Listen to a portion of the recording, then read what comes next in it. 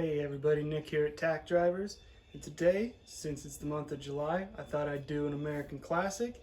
Now, I know your probably instant first thought is the 30-06, but I'm not doing a rifle today. I'm doing a handgun. So, the 1911.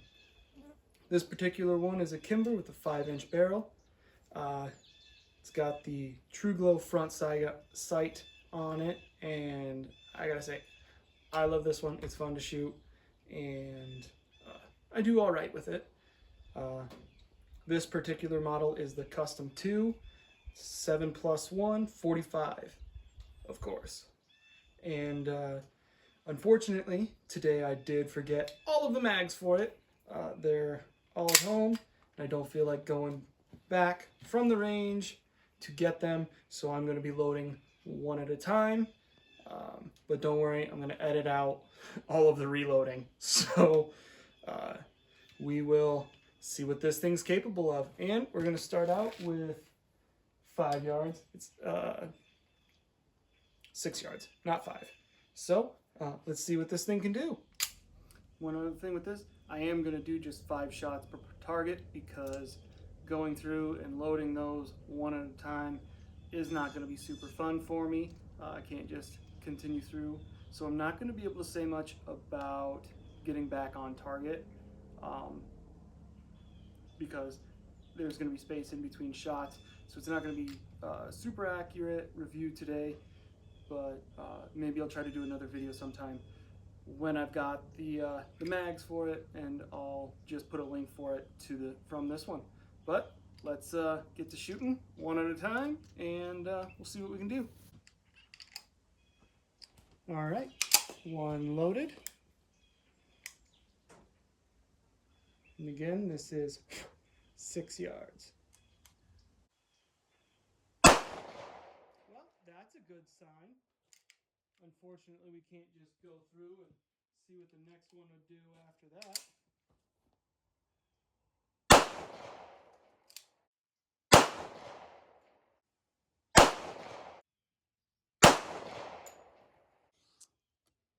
Well, now I wish I had zoomed in ahead of time. So, as you can see, 5 yards away, you're gonna be able to punch a hole in something. This was my first hit. Then I was here, a little lower, a little to the left, and then just a little high. But, you know, there's a big old hole in it. So let's push this thing back. I think I'll switch to my dueling tree at 10 yards, and we'll see what it does there. All right, everyone. So here we are, dueling tree, 10 yards out. And I am going to do 6 shots here just because there's 6 targets on this. I'm going to start at the top and work my way down. Well, it's always fun to get a hit the first time. And like I said, this is 10 yards. So far, we're just popping right through these. I kind of wish that the slide would lock back. As for recoil, I think because of the longer barrel on this one, I know Kimber makes a few with shorter barrels. Look at that, our first miss. Kind of sucks. Like I was saying, Kimber makes some of these with a little bit shorter barrel, and I think the weight of this really helps with being able to get on target. Like I said, I can't do it super accurately here. I've missed this third gong down 3 times now, or twice now. Hopefully it's not 3. It was 3. So there's that, 10 yards. You know, my first 3 hits were good.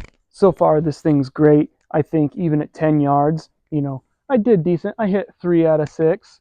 And then obviously stopped hitting at 3 or 4 and didn't get to go past there. But we're still going to go ahead and shove this thing back. I think I'm going to use my swinging gongs at, we'll push it out to 15, another 5 yards, so 15 yards, and after that we'll see what I do. I haven't really nailed down how exactly I'm going to do these. I don't really like using so many clays. It's fun to watch them go poof, but other than that, I don't really want to use them. And gongs at 5 yards just sounds like I could get hit with lead coming back, and I'd rather avoid that. So we're going to go ahead, get some 8-inch gongs 15 yards out, and see how I do. Now, all right, everybody, here we are, 10 yards out. I think I'm going to just try to stick to the 2 in the middle here. So it's a good hit there. Obviously, I hit it a little to the left side because otherwise it wouldn't have spun like that. Let's try to get towards the middle a little more. Well, that's not good when it's just a complete miss. I am only doing 4 rounds here. There we go. See, that one's a lot more square, so I probably hit closer to center there. As far as recoil goes, if you got good wrists, it's not going to bother you much. I think I'm going to go for this one here on the right that's still swinging.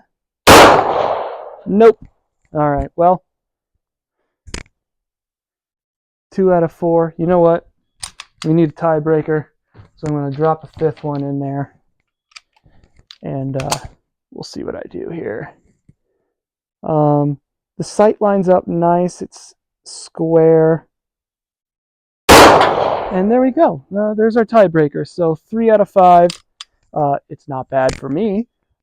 Consistency is key. I don't get to shoot as much as I would like to, but I feel like that's probably the case for all of us. So there we were, 25 yards, 3 out of 5, 25 yards, 15 yards. Wow. Big difference between 15 and 25. So I think we'll move back 5 more yards. I'm going to step up from the 8-inch gong to a 10-inch. I've got one of those in a shepherd's hook, so I'll put that at 20 yards and see how I do there. And then I've got a 12-inch gong. I think I'll put that at 25, and then we'll get that first target out again and go to 30 just to see where I might hit. All right, everyone, here we are, 20 yards out. Let's see if I can get any hits here. So that's a good sign. Good sign. I did have to move up quite a bit, so I'm covering the target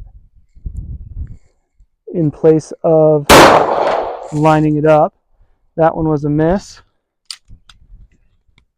So it's definitely sensitive. I think if I had a larger target, we would be able to see that a lot more. Watch me go ahead and only have one hit here.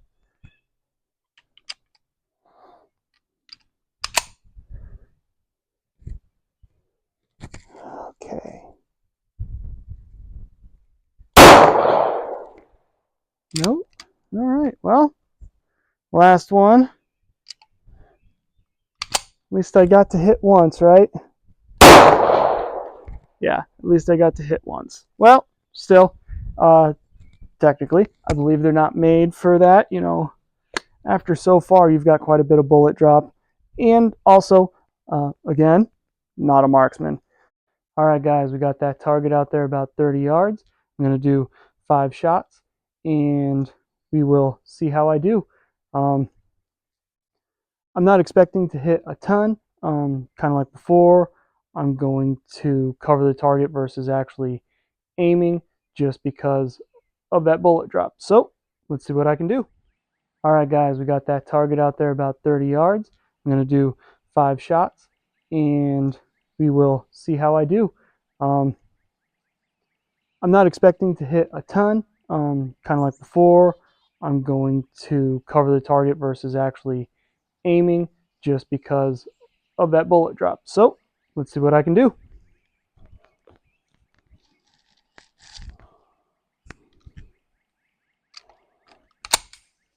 Again, I don't feel a ton of recoil with it. I think that's due to the weight and the size, and I can't tell if I hit or where I hit from here.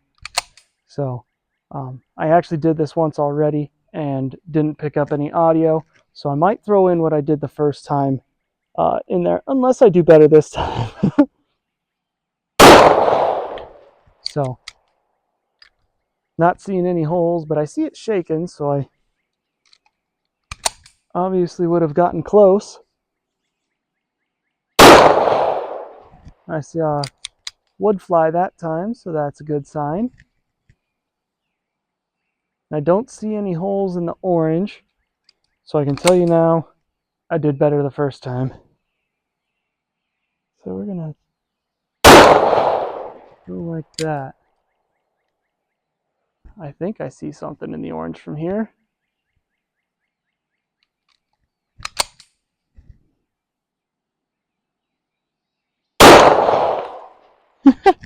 That's a first. That casing came back and just rolled down my head. Well, I don't feel super terrible about it. Got two here, there, and there. So yeah, the wood flying was the 2x4 back here that is just half exploded. But I feel pretty all right about that. Most of mine the last time were center. I'll at least put a picture of that one up just so you can see how I did. Uh, you know, I'm not super disappointed with that, just like I wasn't super disappointed with it before. But next up is a little disassembly for this guy, so stay tuned and I'll show you how to do that. Hey everyone, glad to see you back. Now we're ready to take this thing apart. I had a lot of fun shooting this. I've done better in the past with it. Maybe if I'd have had the mags with me, it'd been a much different video. Like I said, maybe I'll try to get another video made where I've got the mags, and I won't do as much talking. It'll be kind of just showing what I can do with the gun. Again, not a marksman, but yeah, let's see how to take this thing apart now. All right, so when disassembling, first of all, we don't need the stand. It should come with a tool. This one even says Kimber on it, but you have to twist this in order to get out. Now this is to depress that in, and it is spring loaded, so you need to be careful. Start off, push it in, twist, and then I like to do this part just with my hands so I can control that. I don't just pop it out of the way. Tried to take that with it. But you can set that down. And then this little notch right there needs to line up with that. So let's go ahead, bring our slide back to there. And then we need to depress this. Sometimes it will fight you. This time, and you can normally use something to push on that. If it's coming apart for the first time, it's not going to be that easy. There you go, all the way out, and then you just go forward with it, and there's your frame. So that way you can clean the ramp and everything, the mechanism down in there, and make sure you oil that up. That being said, let's go to the slide, and you've got your barrel, and then here, this comes that way, and the barrel's going to go out this way. Obviously, you're going to hit something. This part has to be turned a certain way in order to come out. It goes back the other direction. It's got this little tab on there, and then your barrel should slide right out. There's your slide, you can get cleaned up, and there's your barrel. And obviously, reverse that process to go together. Put your barrel in first, then your little end cap. Don't forget to spin it back the other direction, and make sure this part is facing down when you get it in there all the way, because it's got to go other way in order to get it assembled. Make sure this is up. It's gonna help you a lot. So, in it goes.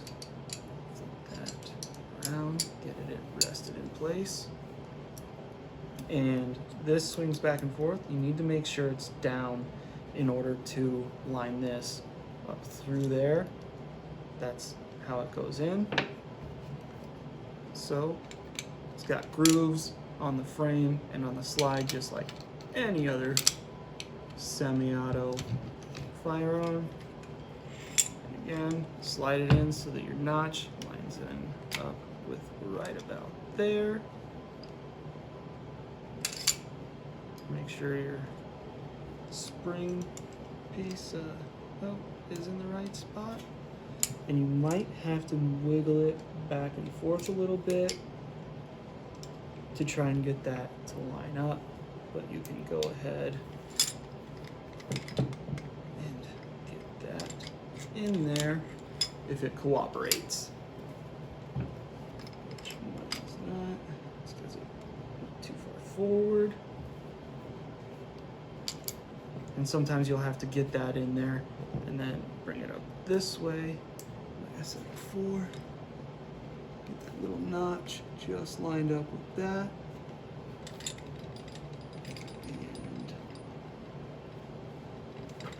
And doesn't like what I'm doing there. So get it right into there and up and in. So it's got to be just the right spot in order for that to go in. But then you're ready to put this back on. First you gotta push your slide forward, I guess. Take your spring, it goes in there, and as you can see there's that little lip. Get that in far enough just to get that started. Take your tool, goes in like this, spin it around, push it back into place. You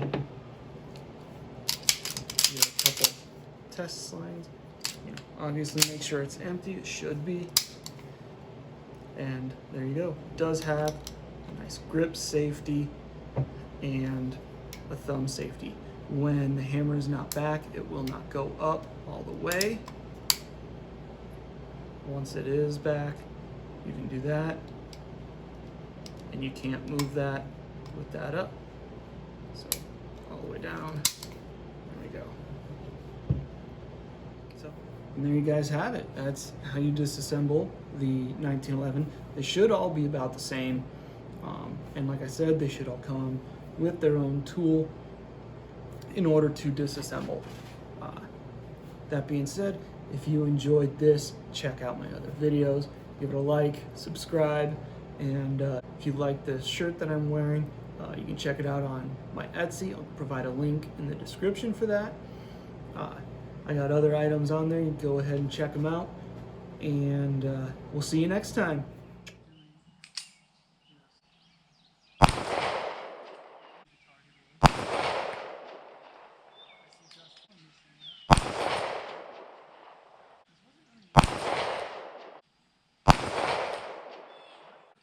Well, I gotta say, I'm not super upset about that. One in the middle, but 3 out of 5. Seems to be a kind of a running number. The gongs, now here, but still, this far out, your bullet drops quite a bit. Again, I was covering. I can't see that far super great because the gun blocked everything, so I couldn't see where my hits were or my misses. But hey,